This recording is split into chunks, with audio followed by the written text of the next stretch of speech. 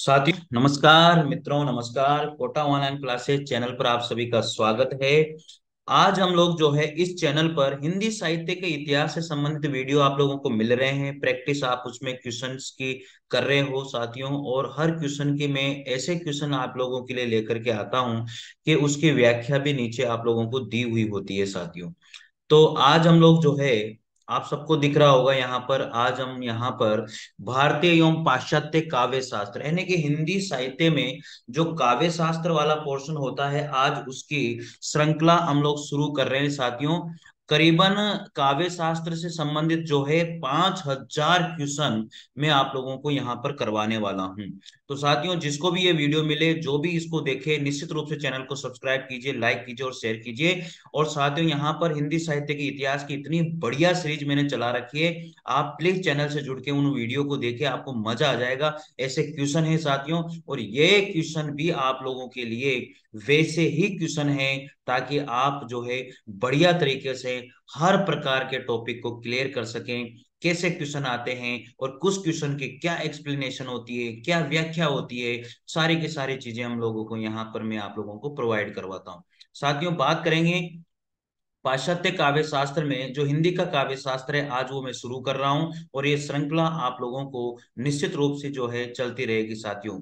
ये वीडियो आपको इवनिंग में मिलेगा, और हिंदी साहित्य के इतिहास जो आदिकाल अभी चल रहा है उसका वीडियो आपको मॉर्निंग में मिलेगा साथियों। तो काव्य शास्त्र से संबंधित वीडियो आपको इवनिंग में, और हिंदी साहित्य का इतिहास से संबंधित वीडियो आपको मॉर्निंग में। ठीक है साथियों, तो देखिएगा। पहला यहाँ पर है काव्य का स्वरूप, लक्षण, गुण, दोष और शब्द शक्ति, प्रमुख सिद्धांत। इनके बारे में हम लोग जानेंगे। करीबन ये 4 से 5 हजार क्वेश्चन आप लोगों के यहाँ पर बन जाएंगे।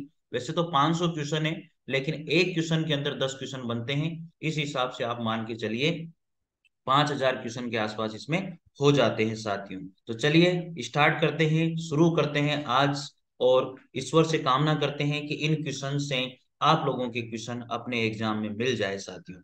चलिए, पहला प्रश्न है, अंतःकरण की वृत्तियों के चित्र का नाम कविता है। अंतःकरण की वृत्तियों के चित्र का नाम कविता है। यह काव्य लक्षण किसने प्रस्तुत किया था? अंतःकरण की वृत्तियों के चित्र का नाम कविता है। यह काव्य लक्षण किसने प्रस्तुत किया था साथियों? तो ऑप्शन सी राइट होगा, महावीर प्रसाद द्विवेदी ने। किसने? महावीर प्रसाद द्विवेदी ने। साथियों, इसकी एक्सप्लेनेशन यहाँ पर दी हुई है, देखिएगा। अंतःकरण की वृत्तियों के चित्र का नाम कविता है। ये काव्य लक्षण महावीर प्रसाद द्विवेदी ने प्रस्तुत किया। महावीर प्रसाद द्विवेदी के महान साहित्यकार, महावीर प्रसाद द्विवेदी के महान साहित्यकार, पत्रकार और युग प्रवर्तक थे। जो महावीर प्रसाद द्विवेदी हैं, वो महान साहित्यकार और महान पत्रकार और युग प्रवर्तक रहे हैं साथियों। इनका जन्म, महावीर प्रसाद द्विवेदी का जन्म 1864 ईस्वी में रायबरेली उत्तर प्रदेश में इनका जन्म हुआ था साथियों। तो साथियों, ये चीज आप लोगों के लिए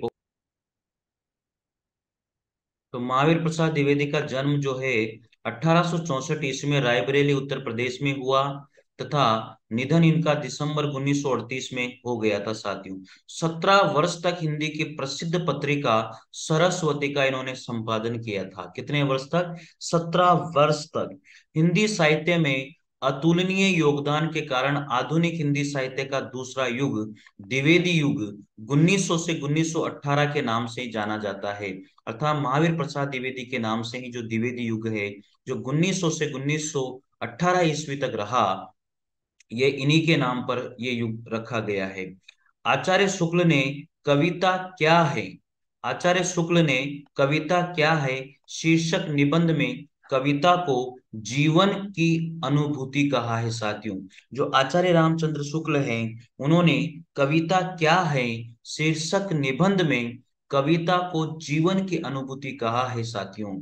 आगे बात करते हैं, जयशंकर प्रसाद। साथियों, ऑप्शन में जितने भी चार जो दिए गए हैं, एक तो राइट है, उसके बारे में हम लोग पढ़ेंगे, लेकिन 3 ऑप्शन और भी बचते हैं, उनकी भी डिटेल कुछ ना कुछ यहाँ पर दी हुई होती है। ये सबसे बढ़िया बात होती है। जयशंकर प्रसाद ने सत्य की अनुभूति को ही क्या माना है?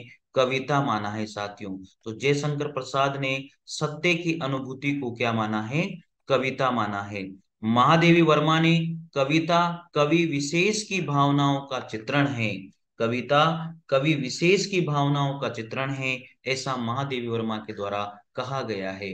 तो मित्रों, आप लोग बस पढ़ते रहिए, जान डालते रहिए, मस्त रहिए, स्वस्थ रहिए, और बस इन क्वेश्चंस को रिपीट कीजिए, बार बार इन क्वेश्चन की प्रैक्टिस कीजिए। बार बार आप डिटेल पढ़ने के बाद में इन क्वेश्चन को जरूर पढ़िए, आपके जीवन को सार्थक ये क्वेश्चन कर देंगे मित्रों। चलिए पढ़ते हैं सेकंड नंबर का प्रश्न। इतने जबरदस्त प्रश्न है मित्रों कि निश्चित रूप से आपको आपकी सफलता में ये अपनी कुछ ना कुछ भागीदारी जरूर निभाएंगे। तो मित्रों देखते रहिए, पढ़ते रहिए। दूसरा प्रश्न है, हिमाद्री तुंग श्रृंग से प्रबुद्ध शुद्ध भारती स्वयं प्रभा समुज्ज्वला स्वतंत्रता पुकारती। हिमाद्री तुंग श्रृंग से प्रबुद्ध शुद्ध भारती स्वयं प्रभा समुज्ज्वला स्वतंत्रता पुकारती। प्रस्तुत पंक्तियों में काव्य का कौन सा गुण मौजूद है? हिमाद्री तुंग श्रृंग, साथियों देखा ना, वीर वाली बात आ रही है, जोश वाली बात आ रही है, तो इसमें ओज गुण आता है। जहां पर भी जोश वाली बात आती है वहां पर जो गुण होता है वो ओज गुण होता है। साथियों एक बार मैं फिर बता देता हूं, हम लोग क्या पढ़ेंगे इन प्रश्नों में। काव्य का स्वरूप, उसके लक्षण, उसके गुण दोष।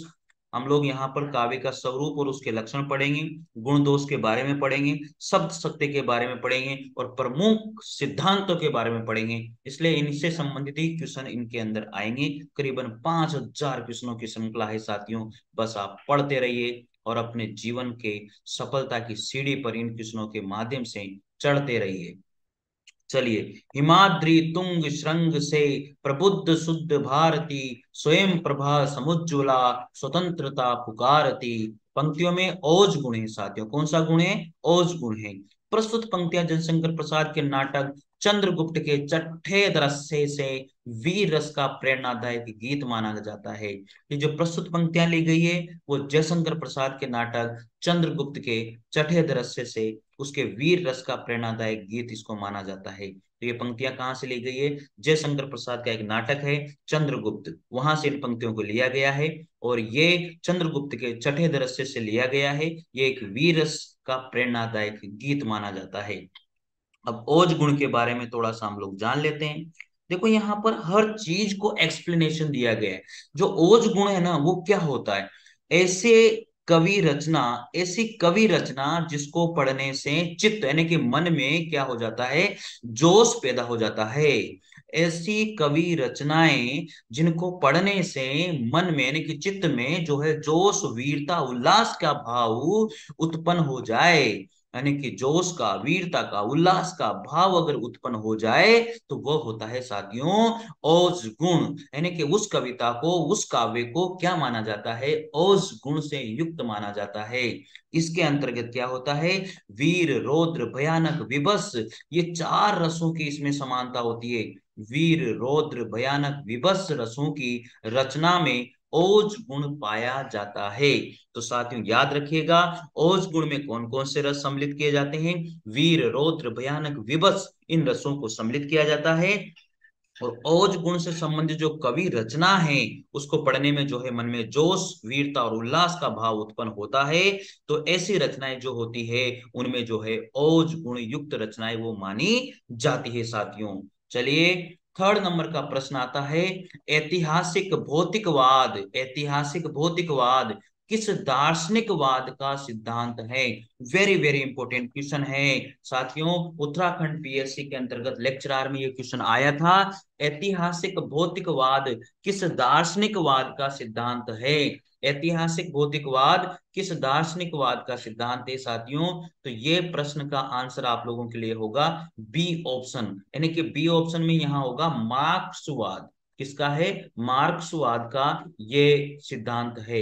ऐतिहासिक भौतिकवाद और दार्शनिकवाद का सिद्धांत। ऐतिहासिक भौतिकवाद किस में लिया गया है? ये याद रखिएगा, ऐतिहासिक भौतिकवाद जो है मार्क्सवाद में लिया गया है, ये याद रखिएगा, मार्क्सवाद। ठीक है, हो जाएगा याद। अब मार्क्सवाद के बारे में हम लोग थोड़ा सा डिटेल से पढ़ते हैं। मार्क्सवाद या साम्यवाद, मार्क्सवाद या साम्यवाद एक ही विचारधारा के नाम है, जिस क्रांतिकारी समाजवाद और वैज्ञानिक समाजवाद भी कहा जाता है। मार्क्सवाद या साम्यवाद एक ही विचारधारा के दो नाम हैं, जिसे क्रांतिकारी समाजवाद और वैज्ञानिक समाजवाद भी कहते हैं। मार्क्सवाद या साम्यवाद का प्रतिपादन कार्ल मार्क्स और फ्रेडरिक एंजेलस नामक दो यूरोपीय चिंतकों ने 19वीं सदी में किया था। मार्क्सवाद के दो प्रमुख सिद्धांत हैं, द्वंद्वात्मक भौतिकवाद, साथियों लिख लीजिएगा, और ऐतिहासिक भौतिकवाद। मार्क्सवाद के दो प्रमुख सिद्धांत हैं, द्वंद्वात्मक भौतिकवाद और दूसरा है ऐतिहासिक भौतिकवाद। द्वंद्वात्मक भौतिकवाद का जो संबंध है वह प्रकृति और जगत के नियमों की व्याख्या से है। द्वंद्वात्मक भौतिकवाद का जो संबंध है वह प्रकृति और जगत के नियमों की व्याख्या से है, जबकि ऐतिहासिक भौतिकवाद मनुष्य के संपूर्ण इतिहास की व्याख्या से संबंधित है साथियों। चलिए अगला प्रश्न है, आई ए रिचर्ड्स के महत्वपूर्ण सिद्धांतों में से एक कौन सा रहा है? आई ए रिचर्ड्स के महत्वपूर्ण सिद्धांतों में से कौन सा रहा है? इयोर आर्मस्ट्रांग रिचर्ड, पूरा नाम क्या है? इयोर आर्मस्ट्रांग रिचर्ड के दो सिद्धांत विशेष रहे हैं। पहला है संप्रेषण सिद्धांत और दूसरा है मूल्य सिद्धांत। तो यहाँ पर कौन सा हो जाएगा? संप्रेषण सिद्धांत। तो आर्मस्ट्रांग यानी कि रिचर्ड्स, इयोर आर्मस्ट्रांग रिचर्ड्स, आइए रिचर्ड्स के दो सिद्धांत हैं, संप्रेषण सिद्धांत और मूल्य सिद्धांत। तो विरेचन सिद्धांत, अनुकरण सिद्धांत, संप्रेषण सिद्धांत, निर्व्यक्तिवाद सिद्धांत। तो इसमें संप्रेषण सिद्धांत जो है रिचर्ड्स का रहा है। संप्रेषण सिद्धांत को संप्रेषणीयता का सिद्धांत भी कहा जाता है। जो संप्रेषण सिद्धांत है उसको संप्रेषणीयता का सिद्धांत भी कहा जाता है। रिचर्ड का मानना है कि किसी अन्य व्यक्ति की अनुभूति को अनुभूत करना है प्रेषणीयता है। किसी व्यक्ति की जो अनुभूति है उसका अनुभूत करना ही क्या है? प्रेषणीयता होती है। मूल्य सिद्धांत, अगला है मूल्य सिद्धांत। दो सिद्धांत इनके, संप्रेषण सिद्धांत और मूल्य सिद्धांत। तो मूल्य सिद्धांत को कला का मूल्यवादी सिद्धांत या उपयोगितावादी सिद्धांत भी कहा जाता है। मूल्य सिद्धांत को कला का मूल्यवादी सिद्धांत या उपयोगिता वाली सिद्धांत भी कहा जाता है। रिचर्ड्स ने ब्रेडले के कला कला के लिए हैं सिद्धांत का खंडन करते हुए कला व नीति का परस्पर संबंध स्वीकार किया है। जो रिचर्ड्स थे उन्होंने ब्रेडले का सिद्धांत था कला कला के लिए हैं उसका खंडन किया, और इन्होंने कहा कि कला व नीति का परस्पर संबंध होता है, ऐसा इन्होंने स्वीकार किया था साथियों। तो साथियों ये जरूर से आप पढ़िए, बहुत इंपॉर्टेंट प्रश्न है आप लोगों के लिए। और ये प्रश्न मतलब ये मान के चलिए कि देखिए उत्तराखंड लेक्चरर 2020 में आया, तो आप ये मान के चलिए कि कॉलेज लेक्चरर आरपीएससी के अंदर भी आ सकता है, और कहीं पर भी ये प्रश्न जो फर्स्ट ग्रेड सेकंड ग्रेड कहीं पर भी लेक्चरर की परीक्षा होती है वहां पर इन प्रश्नों को पूछा जा सकता है। अब यहाँ पर देखिए, पाश्चात्य काव्य शास्त्र के प्रमुख सिद्धांत या सिद्धांतवाद उनके प्रवर्तक दिए गए हैं। ये जरूर नोट कर लीजिए साथियों अपनी कॉपी के अंदर, ये आपको हर जगह नहीं मिलेंगे, मैं आप लोगों से कह रहा हूं। प्रत्ययवाद अनुकरणवाद किसने दिया? प्लेटो ने। प्रत्ययवाद तो प्लेटो, प से प्लेटो।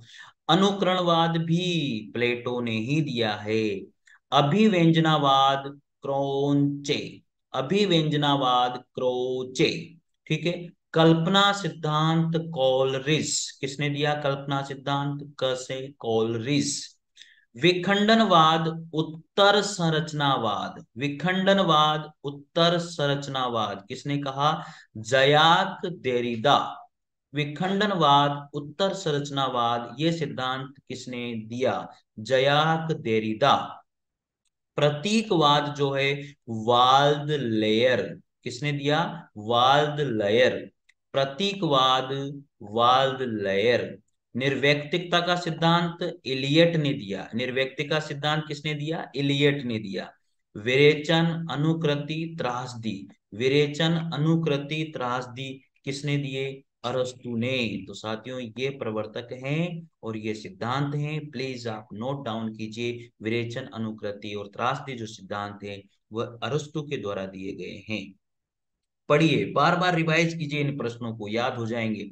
निम्नलिखित में से एक रिचर्ड्स की रचना नहीं है। अब रिचर्ड्स ने कौन सी रचना इनमें से नहीं लिखी? तो the principle of literary criticism, the meaning, biographical literary, या कॉलरीज ऑन द इमेजिनेशन। तो बायोग्राफी ऑफ लिटरेरिया ये जो है रिचर्ड्स की रचना नहीं है, बाकी तीनों रचनाएं रिचर्ड्स की हैं। The principle of literary criticism, the meaning of meaning और कॉलरिजन ऑन द इमेजिनेशन, ये रचनाएं जो है रिचर्ड्स की। साथियों आप पहली बार अगर पढ़ रहे हो तो ये आपको थोड़े से उटपटांग लग सकते हैं क्वेश्चन, लेकिन वेरी वेरी इंपॉर्टेंट क्वेश्चन है। प्लीज आप पढ़िए, इनको पढ़िए, जोश के साथ पढ़िए।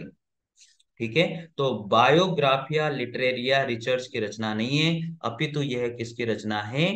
कॉलरिज की रचना है। जो बायोग्राफिया लिटरेरिया किसकी रचना है? कॉलरिज की रचना है। The principle literary criticism, the meaning of meaning, Coleridge on the imagination, ये रिचर्ड्स की रचनाएं रही है। इन्होंने सौंदर्य शास्त्र का सिद्धांत दिया। क्या दिया? सौंदर्य शास्त्र का सिद्धांत दिया। कोलरिज प्रत्ययवादी दार्शनिक रहे हैं। इनकी रचनाएं church and state, the friend और एड्स टू रिफ्लेक्शन, ये इनकी रचनाएं रही हैं। साथियों अगला प्रश्न आता है 6 नंबर का प्रश्न, देखिएगा। संलक्ष्य क्रम व्यंग्य भारतीय काव्य शास्त्र के किस संप्रदाय का भेद है? समलक्ष्य क्रम व्यंग्य, समलक्ष्य क्रम व्यंग्य भारतीय काव्य शास्त्र के किस संप्रदाय का भेद माना जाता है? ध्वनि संप्रदाय, ध्वनिवाद। ठीक है, तो याद हो जाएगा। ध्वन्यालोक, आनंद वर्धन, ध्वनि संप्रदाय के प्रवर्तक आप सबको पता है आनंद वर्धन रहे हैं। लेकिन समलक्ष्य क्रम व्यंग्य भारतीय काव्य शास्त्र के किस संप्रदाय का भेद है? वह ध्वनि संप्रदाय का भेद है साथियों।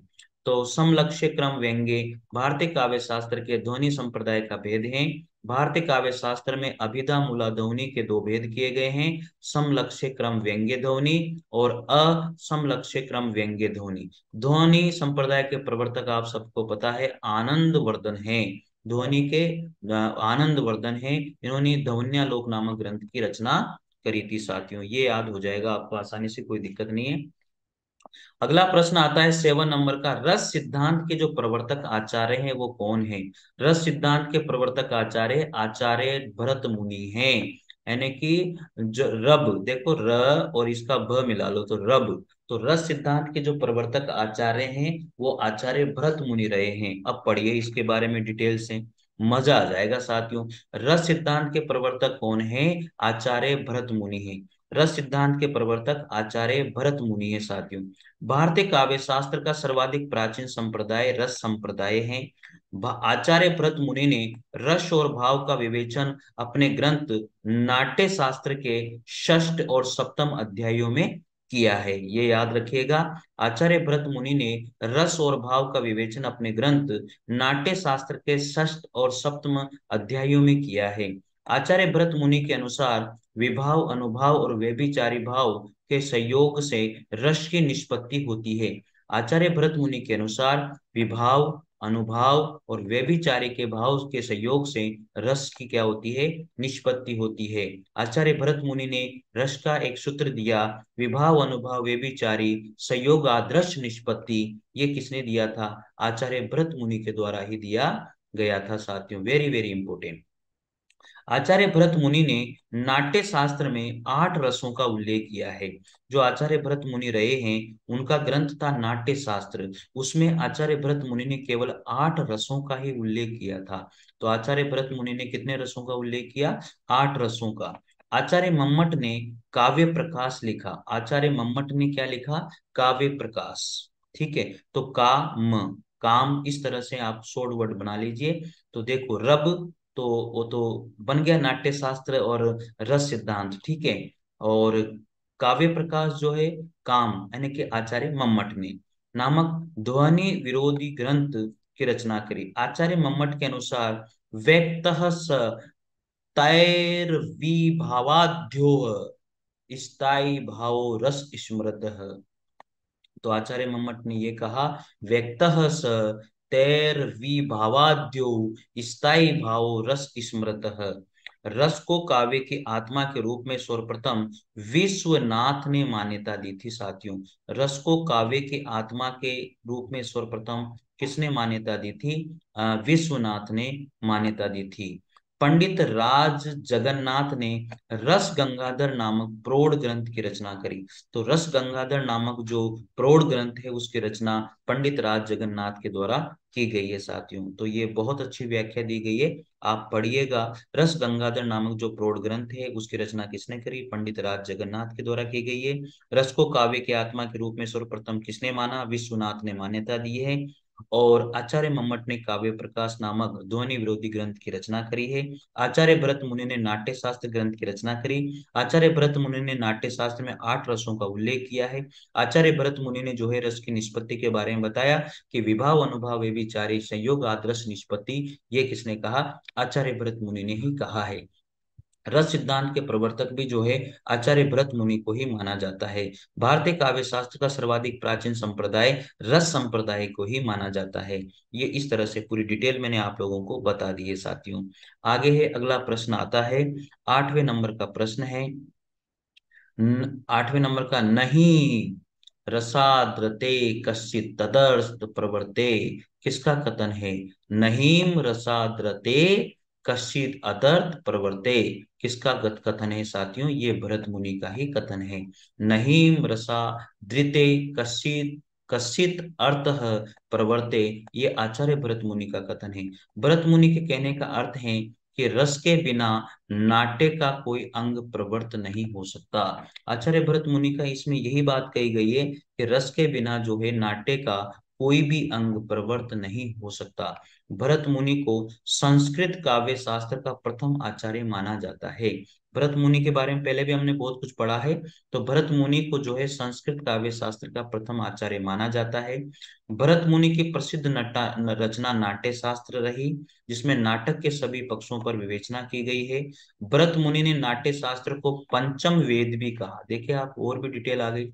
तो भरत मुनि ने नाट्य शास्त्र को क्या कहा? पंचम वेद भी कहा है साथियों, तो ये भी नोट कर लीजिए।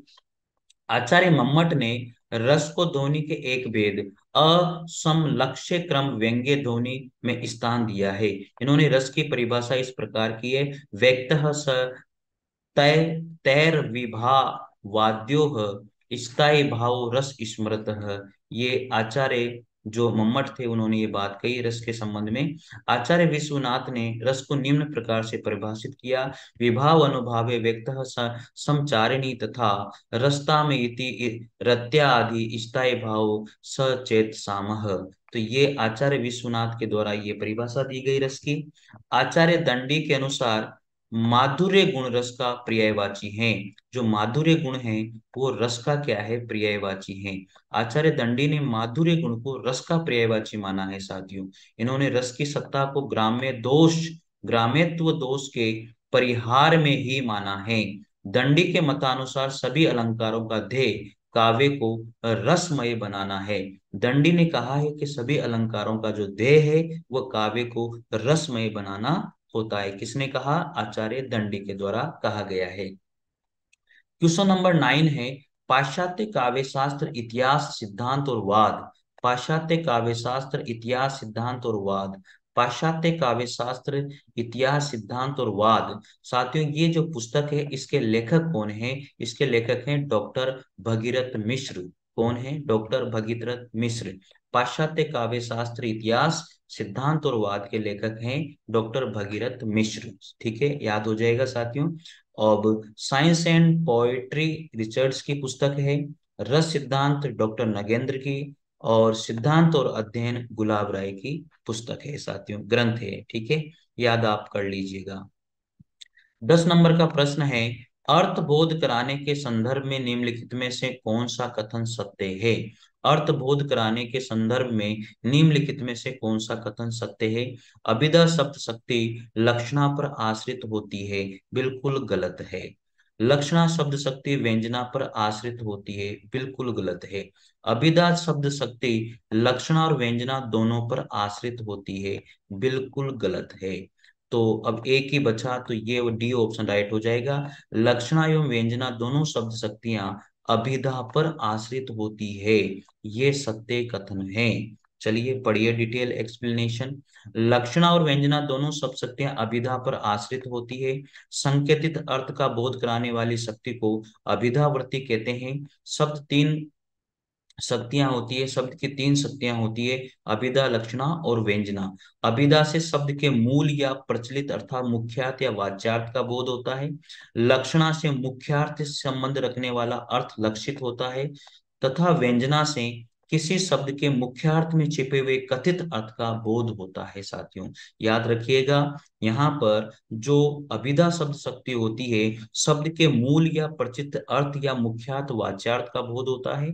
लक्षणा से मुख्यार्थ से संबंध रखने वाला अर्थ लक्षित होता है, तथा व्यंजना से किसी शब्द के मुख्यार्थ में छिपे हुए अकथित अर्थ का बोध होता है। साथियों तो ये वेरी वेरी इंपॉर्टेंट क्वेश्चन है। आज हम लोगों ने यहाँ पर 10 क्वेश्चन पूरे कर लिए हैं। साथियों तो यहाँ पर हिंदी का काव्य शास्त्र हम लोगों ने शुरू किया है। मेरे हिसाब से आप लोगों को अच्छा लगेगा, और आप नोट्स बनाते रहिए, प्रैक्टिस करते रहिए, कंटिन्यू आप मेहनत करते रहिए। जीवन में आपके ये क्वेश्चन कहीं ना कहीं चाहे 1% या 2% भागीदारी निभाएंगे, लेकिन जरूर निभाएंगे। साथियों मेहनत करते रहिए, निश्चित रूप से आपको सफलता मिलेगी। चलिए साथियों मिलते हैं। अगर आपको ये वीडियो अच्छा लगा है तो जरूर सब्सक्राइब और लाइक और शेयर जरूर करना साथियों। थैंक यू, नमस्कार।